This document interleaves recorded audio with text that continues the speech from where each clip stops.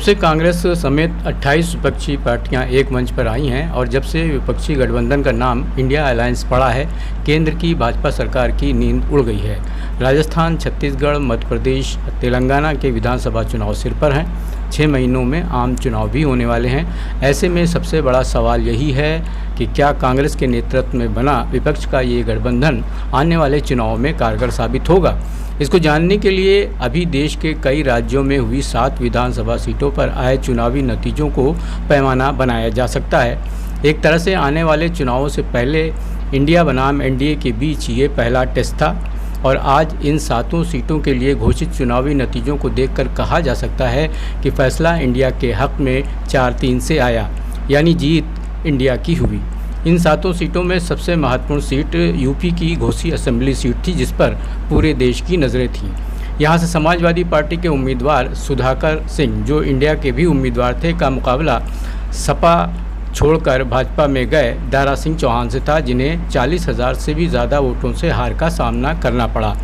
सुधाकर सिंह की जीत का कांग्रेस ने भी जश्न मनाया और इसे इंडिया अलायंस की जीत करार दिया। उसी सीट से इंडिया अलायंस उम्मीदवार की जीत के बाद उत्तर प्रदेश कांग्रेस पार्टी प्रवक्ता अंशु अवस्थी ने अपनी मीडिया बाइट में कहा कि घोसी की जनता ने इंडिया गठबंधन को जीत दिलाकर बदलाव की राजनीति की शुरुआत कर दी है। तो चलिए उन्हें सुनते हैं। घोसी उपचुनाव में इंडिया गठबंधन के सपा प्रत्याशी श्री सुधाकर सिंह की जीत इस देश के आम आदमी की आवाज है। इस देश के युवाओं, किसानों, दलितों, पिछड़ों, शोषितों, वंचितों, कमजोर की आवाज। उन्होंने अपनी आवाज को बुलंद किया है।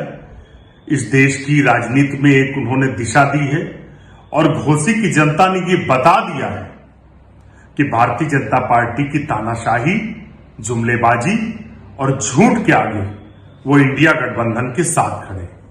एक जो इंडिया गठबंधन की जरूरत देश को महसूस की जा रही थी, उस गठबंधन को समर्थन देकर इस देश ने अपने बदलाव की मंशा साफ जाहिर कर दी है। उसके साथ में भारतीय जनता पार्टी जो 60,000 वोटों से ज्यादा से हारी है, यानी महागठबंधन के जो हमारे प्रत्याशी सुधाकर सिंह थे, उनको 1,23,000 वोट मिला और भाजपा एनडीए की प्रत्याशी को 60,000 वोट। इतनी विशाल जीत ये दर्शाता है कि देश के जनमानस का मूड बदल चुका है। देश अब इंडिया गठबंधन के नेतृत्व में चलने को तैयार है। इस जीत के लिए हम सभी घोसी की जनता को धन्यवाद देते हैं, प्रणाम करते हैं। उसके साथ में जो भारत जोड़ो यात्रा का प्रभाव पड़ा है पूरे देश पर, श्री राहुल गांधी जी को उसके लिए धन्यवाद देते हैं।